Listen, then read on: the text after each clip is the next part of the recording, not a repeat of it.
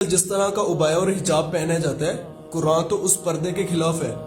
آخر قرآن کس پردے کو ترجیح دیتا ہے؟ آئیے ان دو آیات کو غور سے سمجھتے ہیں اور اسے آگے لوگوں میں صدقہ جاریہ شیئر کرتے ہیں۔ ہمارے پاس سورہ الاحزاب آیت نمبر 59۔ اے پیغمبر صلی اللہ علیہ وآلہ وسلم اپنی بیویوں رضی اللہ تعالی عنہا اور بیٹیوں رضی اللہ تعالی عنہا اور مسلمانوں کی عورتوں سے کہہ دو کہ جب باہر نکلا کریں تو اپنے منہوں پر چادر لٹکا کر گھونگھٹ نکال لیا کریں۔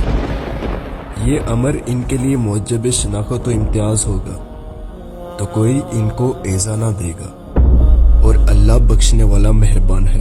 اللہ تعالیٰ کی مقرر کردہ حد یہ ہے مسلمان عورت کے لیے کہ وہ جب بھی باہر نکلا کریں اپنے منہوں پر چادر لٹکا کر گھونگھٹ نکال لیا کریں۔ یہ امر ان کے لیے موجب شناخت و امتیاز ہوگا۔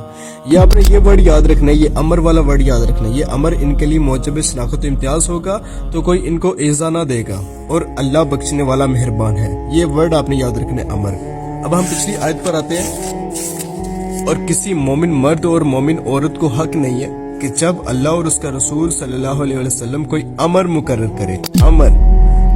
کرے تو وہ اس کام میں اپنا بھی کچھ اختیار سمجھے، اور جو کوئی اللہ اور اس کے رسول صلی اللہ علیہ وسلم کی نافرمانی کرے وہ سری گمراہ ہو گیا۔